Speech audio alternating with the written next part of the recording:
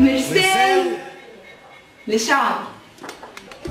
يا شعبي يا شعبي اللي مش مرتاح، وهكتب ليك خطاب رسمي ما هو انتو شعبي، عارفين حالتي عارفين وضعي الاقتصادي، ومين غيركم يا شعب اكتب له خطاباتي.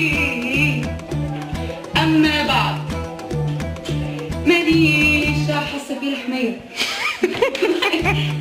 كملي.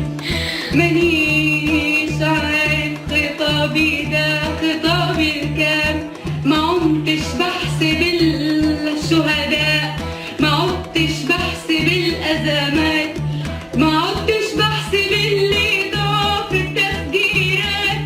كفايه اني حاكمكم بس، وقلبكوا لو بقلبي حس او شاف حالي في ديوني لصلى الرب واستغفر لطمعه ونام. وياما في نفسي ياما ياما ياما ياما ياما في نفسي تيجوا مقر تنتخبوا، ولازم تعرفوا انه غصب عنكوا وغصب عني بحبكوا كتير.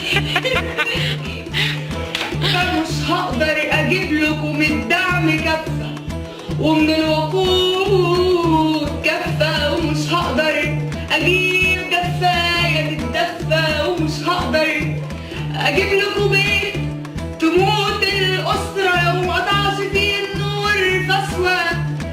كفايه اني حاكمكم كيوت وحكم الناس ندى نهار، وحكمي عكسهم رقه.